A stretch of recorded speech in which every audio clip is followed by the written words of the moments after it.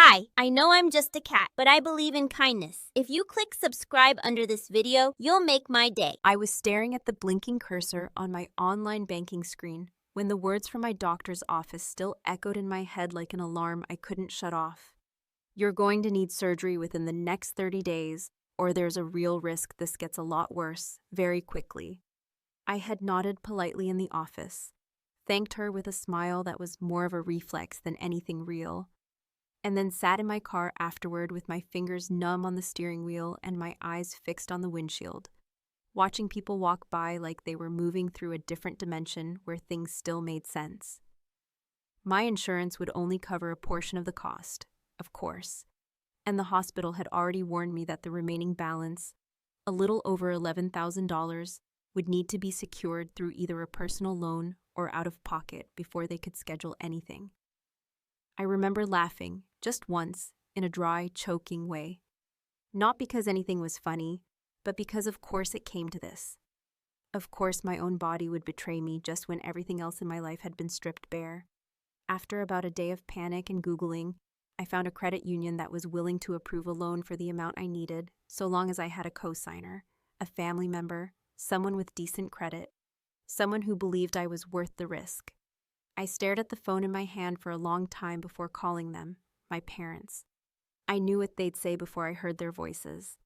But I called anyway, because even when you're 37 years old, tired, and painfully aware of the past, there's still that sliver of something that hopes maybe, just maybe, this time they'll choose you, my dad answered. Voice clipped and formal, like he always was when he knew a conversation might require discomfort. I got straight to the point, told him about the diagnosis, the timeline, the loan, the fact that I was already approved and all I needed was a signature. There was a pause, then his soft exhale. "Oh, honey," he said, "you know how we feel about co-signing things." I didn't respond, I just waited, giving him space to fill the silence with anything, empathy, guilt, a promise to think about it, but all he did was shift the conversation to logistics. "Have you looked at grants, crowdfunding? I've heard there are programs," I interrupted, because I could feel that numbness turning to something hotter. "I'm not asking you for cash," I said, my voice flat. "Just your name. You're not even on the hook if I pay it off." Another pause. Longer this time. "We just don't want to entangle our credit," he said finally. "You understand, right?" That was the part that broke me. That word, entangle, as if attaching their names to mine, even for a moment, was a mess they couldn't risk. I ended the call before my voice cracked, and then I stared at the wall for almost 10 minutes. No sound, no motion, just that blank, buzzing quiet that you get after a car crash before the pain kicks in. Later that night, I got a text from my mom. She didn't say she was sorry. She didn't ask if I was okay. She just wrote, "We're praying for you. Let us know how it goes." I didn't cry. That's the part most people find hard to believe. But I didn't. I just got up, put on sweatpants, and started looking up other options. I called a friend I hadn't spoken to in 3 years who worked at a nonprofit that dealt with medical debt. I drained the last of my emergency savings. I sold 2 pieces of my jewelry I never thought I'd part with. I maxed out a credit card. And then, 3 days later, I walked into that credit union and signed the loan papers, without a co-signer, at a brutal interest rate that would follow me for the next 5 years, like a shadow. But I did it, alone. Because apparently, that's just what you do when your own parents can't be bothered to do anything but send thoughts and prayers, and call it love. I didn't tell them when the surgery was scheduled. I didn't give them the name of the hospital. I didn't even reply to their follow-up texts. It wasn't a dramatic decision, it was just called clarity, like finally seeing the full outline of something that had always been right in front of you, but blurred by the need to believe it wasn't as bad as it was. I moved through the days like a ghost, collecting pre-op instructions, filling out forms, packing a tiny overnight bag.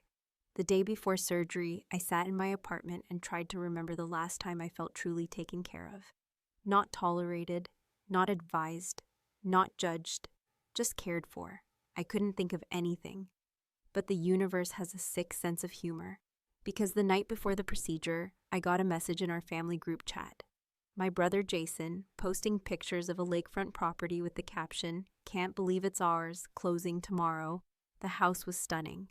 Wraparound porch, private dock, huge windows overlooking the water. And in the comments, my mom had posted, "So proud of you, sweetheart. Dad and I are so glad we could help make your dream come true." That's when it hit me. They didn't co-sign for me because they didn't want to, because they'd already made their choice, because when they looked at me, they saw a risk, a liability, a complication. But Jason was an investment. Jason was legacy. Jason was granite countertops and Sunday brunch and future Christmases by the fire. And me, I was the daughter who handled things, who didn't complain, who would survive somehow. And they were right, I would, but not in the way they expected. Because the surgery was tomorrow, I'd go in alone, I'd come out alone, and then, well, they'd never see me the same way again, whether they liked it or not. The morning of the surgery felt like waking up inside someone else's life. One of those slow, surreal dreams where nothing looks wrong on the surface, but the silence around you carries a weight that your chest isn't strong enough to hold. I remember getting dressed like I was heading to a job interview, not an operating room. Black leggings, oversized hoodie, hair pulled back in a braid I didn't bother to check in the mirror. I packed a small canvas tote bag with my phone charger, lip balm, a crossword puzzle I knew I wouldn't touch, and a change of underwear I'd probably forget was in there. There was no one to pick me up, no one to wish me luck in person.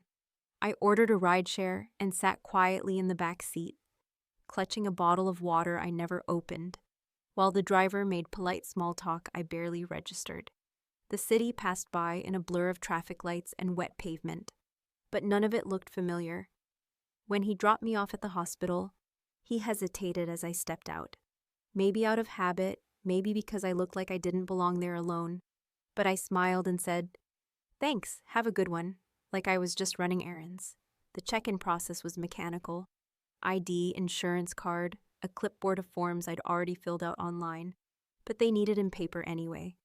I sat in the waiting area for 32 minutes under a flat-screen TV playing morning talk shows on mute, listening to a toddler cry and an elderly woman ask her daughter what time lunch would be. A nurse finally called my name. She was kind, the kind of kind that feels practiced but still appreciated, and she led me to pre-op where I changed into a gown that was too big and socks with little rubber grips on the bottom. She asked very softly if I had someone with me. I shook my head. Her eyebrows lifted for a second, but she didn't say anything. Instead, she handed me a warm blanket and said the doctor would be in soon.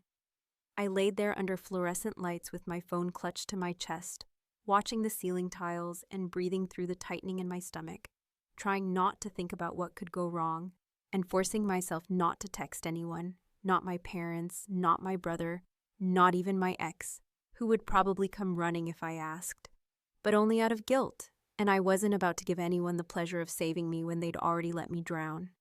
When they wheeled me into the operating room, everything was metal and plastic and too cold, even with the warm blanket still half wrapped around my legs. The anesthesiologist smiled behind his mask, introduced himself with a name I immediately forgot, and said something about a little pinch. The nurse from earlier held my wrist while they started the IV, and the last thing I remember before the world went black was the monitor beeping in time with my heart. Fast, too fast, like it was trying to escape my body before the knife ever touched skin. Waking up felt like being dragged out of water by the throat. Everything ached. My mouth was dry and tasted like metal. The nurse's voice was a buzz in my ear. I blinked into the overhead lights and realized I was in recovery, alone, hooked up to machines I couldn't name, no flowers, no cards, no one waiting in the corner to take my hand, or stroke my hair, or even tell me I made it. Just a plastic wristband that still read "No emergency contact listed," and the dull throb of pain that had nothing to do with the incision on my side. The nurse handed me a cup of ice chips. She didn't ask if I needed to call anyone. I think she already knew the answer. The first night in the hospital was the longest I've ever lived through. The pain meds made me nauseous. The beeping from the hallway never stopped, and every time I drifted off, I jolted awake convinced I died in my sleep and no one had noticed. I checked my phone, not because I expected anything, but because hope is a stubborn little parasite. Nothing.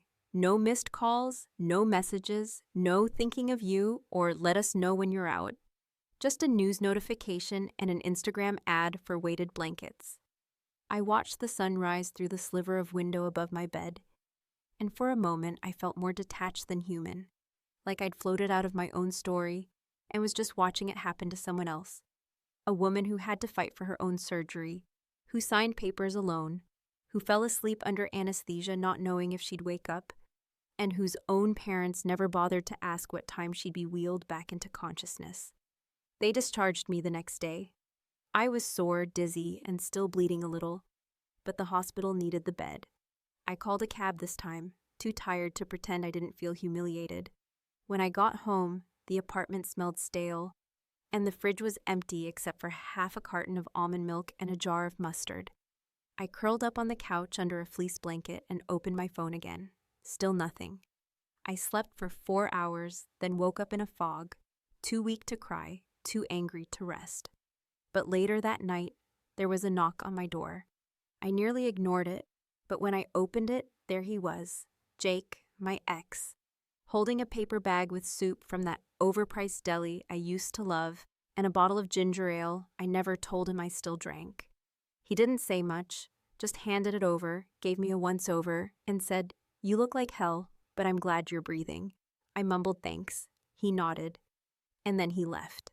No lecture, no strings. Just the bare minimum of what anyone decent might do for someone they once loved. And it still felt more meaningful than anything my family had done. A few days later, I was upright long enough to shower. I wrapped myself in a towel, sat at my desk, and finally returned a call from my mother. Her voice was syrupy, soft, too bright for the moment. "We were just thinking about you," she said. "I told your father you're so strong. You've always been so independent. We knew you'd get through it." She sounded like someone commenting on the weather, like my body being sliced open and sewn back together was just another Tuesday. But in the background, I heard something that made my stomach twist. Jason's voice, laughing, talking about keys, inspections, escrow. I didn't speak. I just listened. And when she finally asked if I was okay, I hung up without answering.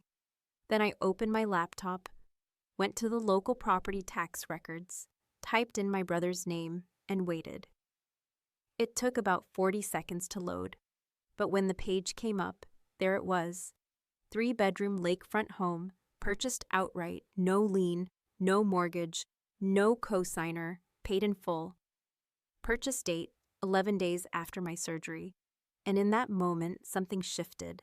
Not a crack, not a snap, just a quiet folding, the way paper creases under pressure.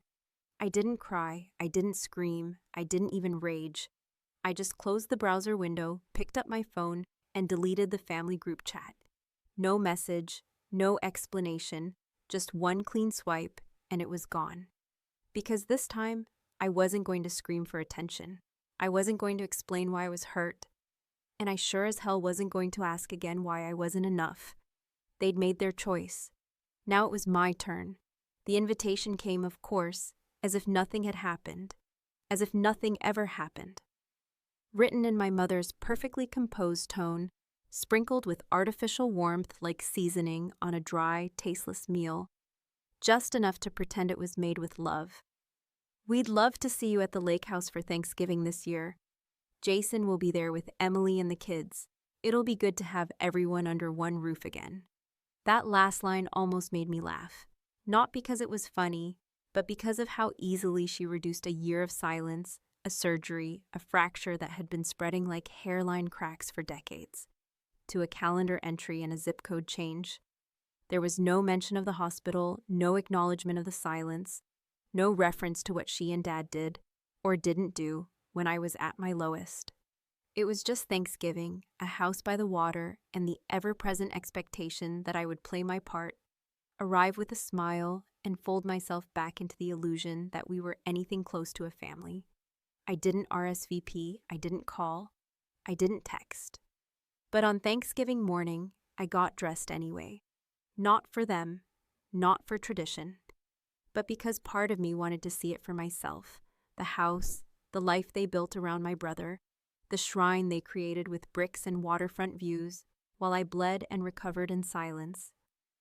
I chose a simple dress, black with sleeves, comfortable but clean, and threw on boots that made me feel heavier, grounded, harder to knock over. The drive was long, and my stomach twisted with every mile. Not from nerves, but from a bitter curiosity, like I was heading toward the final scene of a show I'd been hate-watching for years. The house was exactly what I expected and somehow worse. Polished wood, white stone, glass everywhere. The kind of pristine that doesn't feel lived in but curated, like a magazine spread where no one actually lives. My mother greeted me on the porch with a breathless smile, arms already outstretched, and when I didn't immediately step into her embrace, her arms floated in the air for a beat too long before she pulled them back with a laugh that didn't quite reach her eyes. "We're so glad you made it," she said, already turning away to call toward the kitchen. "She's here." Inside, everything was exactly as I'd imagined. A massive kitchen with a marble island, brushed gold fixtures, open shelving with matching dishes, a fireplace roaring in the background like some overcompensating heart. Jason stood near the windows, holding a glass of something expensive, wearing that effortless confidence he's carried since high school, when he first realized that being the son who looked like Dad and laughed at his jokes was enough to win the game before it even started. He greeted me like a politician, warm, performative, distant. "Look who finally crawled out of her cave," he said with a grin, and then turned to his wife, Emily, who had already begun setting the table with fine china and folded linen napkins shaped like swans. Dinner passed in a blur of empty conversation and artificial laughter. My mother praised the stuffing she'd bought from the gourmet shop in town. Jason talked about the new boat they were eyeing. My father made a half-hearted joke about how he'd never expected to retire in style. They spoke like nothing had happened, like their daughter hadn't disappeared for months, like the surgery was just a rumor, like I hadn't, in their minds, quietly exiled myself, rather than being pushed to the edge by years of conditional love dressed up as moral high ground. At one point, my mom turned to me and said, in a voice that dripped with syrup and accusation, "You've seemed distant lately." The table went quiet for just a moment, not because anyone was truly concerned, but because the performance demanded acknowledgement. I looked around the table, the picture-perfect meal, the house that screamed legacy, the family that had gathered in full knowledge of what they had chosen to ignore, and I felt something settle in my chest. Not rage, not grief, something colder, more precise. I took a sip of wine, placed my fork down gently, reached into my bag, and pulled out a small white envelope. It was addressed in plain handwriting, to Mom and Dad. No flourish, no hearts, no clever quip. I slid it across the table toward them. My mother hesitated, glanced at my father, then picked it up delicately like it might be covered in something contagious. "What's this?" she asked, her voice tight.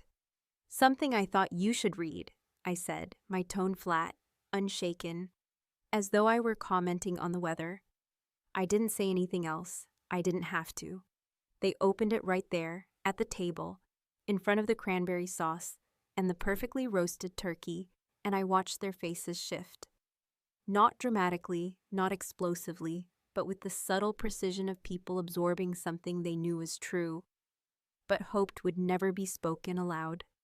Inside was a letter I had spent 3 nights writing and 1 night editing down to exactly 2 pages.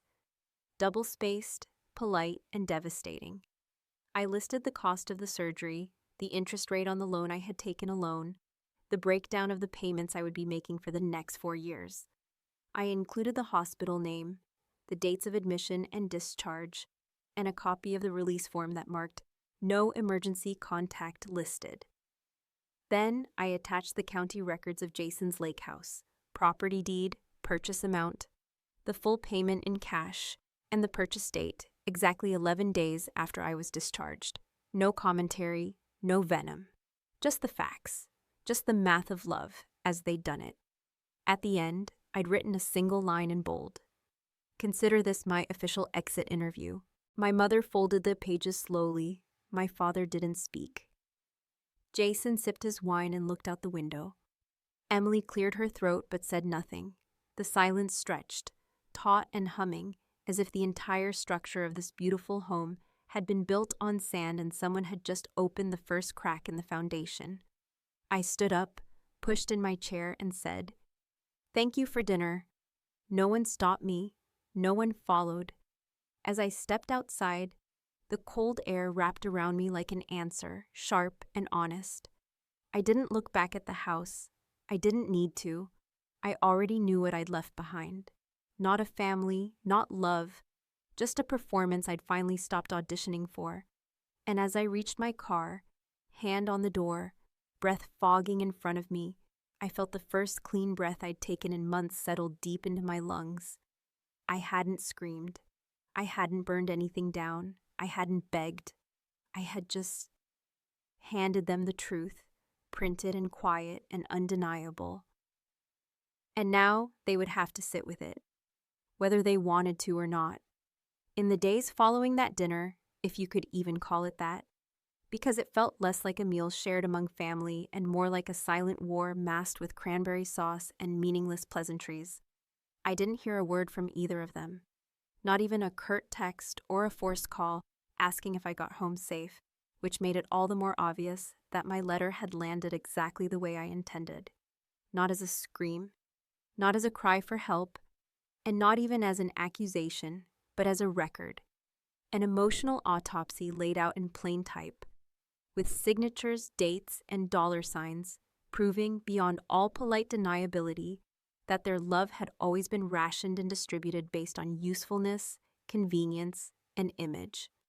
It wasn't rage I felt in the aftermath, though I'd be lying if I said anger didn't simmer under the surface like low-burning coals, but something far more sobering and irreversible.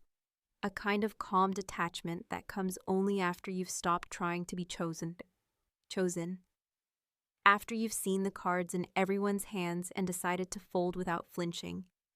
Not out of bitterness, but because you no longer want to play a rigged game. For a week, I lived in silence, not because I was waiting for a response, but because I was watching, quietly and with full clarity, to see what they would do next when faced with evidence that couldn't be twisted into a misunderstanding or reworded into one of those sterile, "we did the best we could" excuses they were so fluent in. And then, on a random Tuesday afternoon, in the middle of reheating soup I hadn't even tasted, the message came, a single text from my mother. "We love you no matter what." That was it. No follow-up, no acknowledgement, no direct mention of the envelope or the contents she had no doubt read twice, probably out loud, probably sitting with my father in that living room with the big bay windows and the throw pillows that say things like "family is forever" in cursive embroidery, because they've always liked phrases that sound warm without having to be real. And in that moment, I realized how perfectly that text summed up everything I had always known, but never had the words to describe. They would say they loved me because it cost nothing to say it, but they would never admit what their love looked like in practice. Quiet neglect wrapped in civility, loyalty filtered through favoritism, a version of parenthood that believed silence was virtue and avoidance was wisdom. I didn't reply. I didn't even type a response and delete it. I just put the phone down, finished my soup, and opened my laptop to begin the work of detangling them. Not in some grand act of erasure, but in the quiet administrative ways that people don't talk about when they say they've set boundaries. I started with my medical forms, going into my patient portal and removing both their names from the emergency contact field. Then I updated my HR records at work, eliminating my father's phone number from the insurance forms. I revisited my will, not that there was much to leave behind, but I rewrote it anyway, leaving a small note for my lawyer at the end that read, "Do not notify blood relatives upon death unless required by law."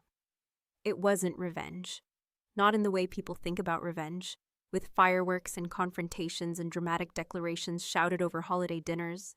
It was more like reclamation, A slow, deliberate taking back of space I had spent a lifetime offering to people who never asked how much it cost me to give.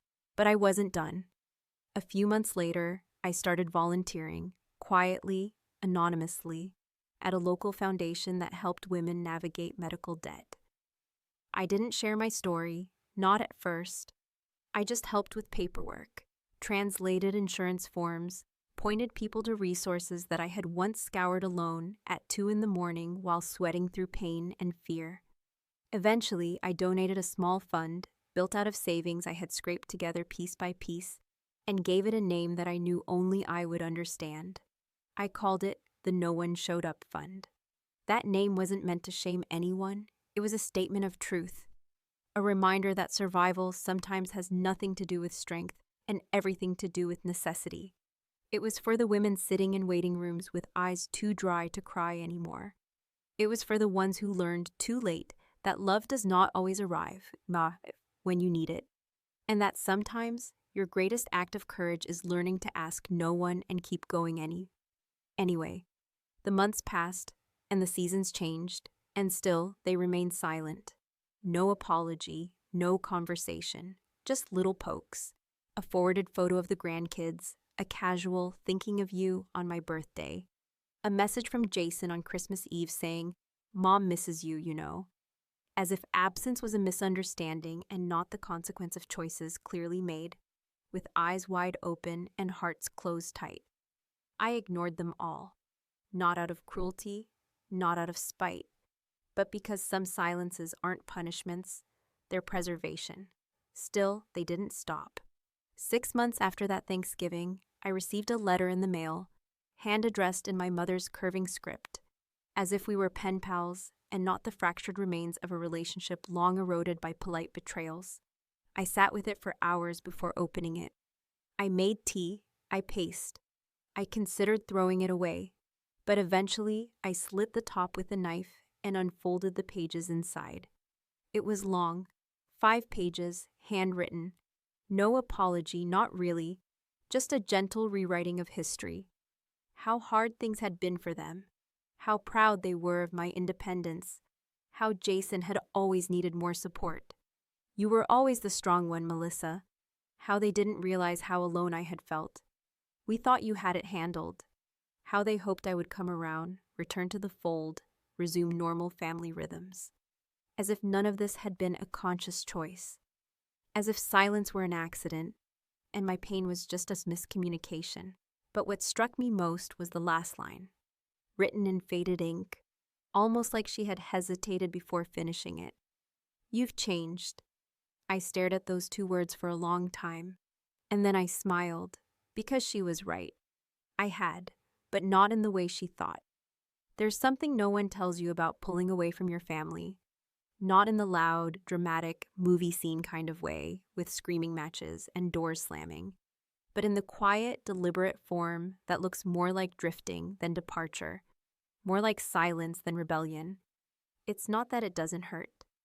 It's that the pain doesn't come all at once like a punch to the gut, but in slow, subtle waves that sneak up on you in the softest moments, like when you find yourself standing in a grocery aisle debating whether to buy the same brand of cereal your mother used to serve when you were a child, or when you wake up sick and realize there's no one who will instinctively bring you medicine without being asked, or when your phone buzzes and your first thought isn't excitement but dread, wondering if this is the day they'll reach out just enough to remind you that they still don't understand who you are or why you left. In the months that followed that last letter, I didn't do anything dramatic. I didn't move across the country, I didn't change my number, and I didn't block them from my life entirely. But I did something far more permanent than any of those things. I stayed still, I stayed quiet, and I let their absence speak for itself. I didn't answer my mother's messages when she forwarded memes or photos of the grandkids. I didn't call back when my father left his stiff voicemails that always began with the same line, "Just checking in, no pressure." I didn't even respond to Jason's attempt at casual diplomacy. When he texted, "You know Mom keeps setting a plate for you like you're going to walk in any minute." That one almost got me, not because of the gesture, but because of the absurdity of it. setting a plate like this was a fairy tale where daughters who disappear eventually come back home because someone leaves a trail of breadcrumbs or lays out their favorite dish beside a fire. But I wasn't lost. I hadn't wandered off. I had walked out the front door with eyes wide open and no intention of pretending I was ever welcome there in the first place. I wasn't angry anymore. That was the strangest part. I didn't carry rage in my chest or bitterness in my stomach like I used to in the early days, when I imagined the revenge I could unleash, the public shaming, the dramatic confrontation, the long, cold speech that would leave them speechless at Christmas dinner. I didn't want any of that now. What I wanted was distance, clarity, peace. The kind that comes not from forgiveness, but from the simple decision to stop expecting anything from people who have proven over and over that they would rather protect their own comfort than face the damage their comfort required. I began building a new version of my life. Not the picture-perfect one that lives on holiday cards or Instagram feeds, but something quieter, more grounded, and infinitely more honest. I made new friends who didn't need me to perform gratitude for scraps of affection.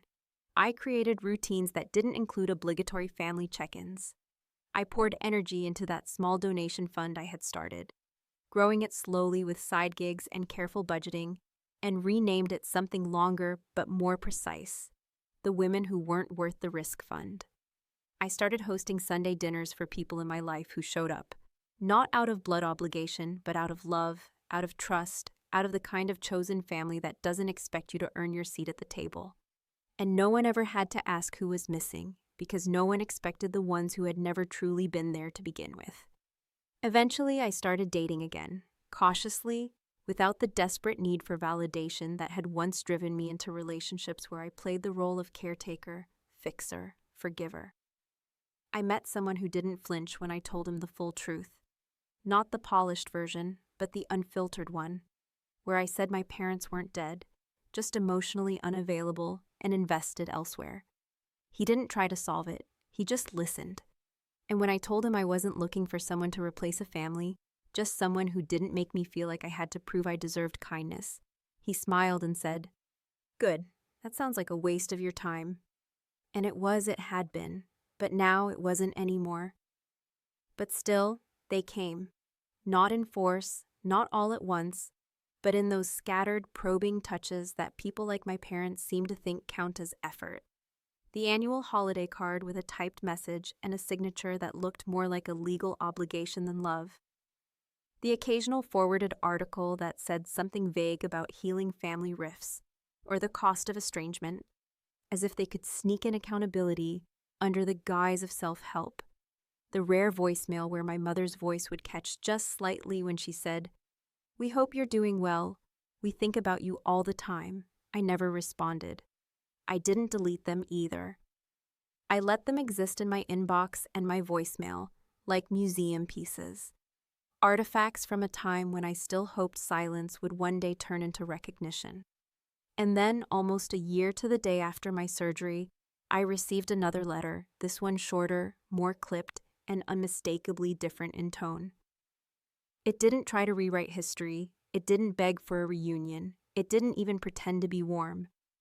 It was my father's handwriting, sharp and formal, and it ended with a single sentence that landed in my chest with a thud that echoed far longer than I expected.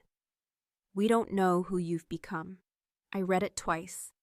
Then I placed it beside the first letter, the one that said I had changed. And I realized something that made my throat tighten. Not with sadness, but with that strange, hollow relief that sometimes comes when someone finally says the quiet part out loud. They didn't recognize me. They didn't know me. They couldn't. Because the version of me they knew, the one they raised, the one they counted on to stay small and grateful and quiet, that version was gone. Not because I had turned bitter or unloving or cold, but because I had grown into someone they had never imagined I'd become, someone who no longer needed them to survive, someone who told the truth even when it was inconvenient, someone who could walk away without burning bridges and still never look back. Maybe I was cold, or maybe I was just finally clear. And clarity, I've learned, is mistaken for cruelty. by people who benefit from your confusion. So now, when people ask me if I still speak to my family, I say, no, but I survived them. And when they ask why, I don't go into the surgery or the house or the letter. I just say, because sometimes survival means choosing peace over proximity, and the hardest part isn't leaving, it's realizing they never followed.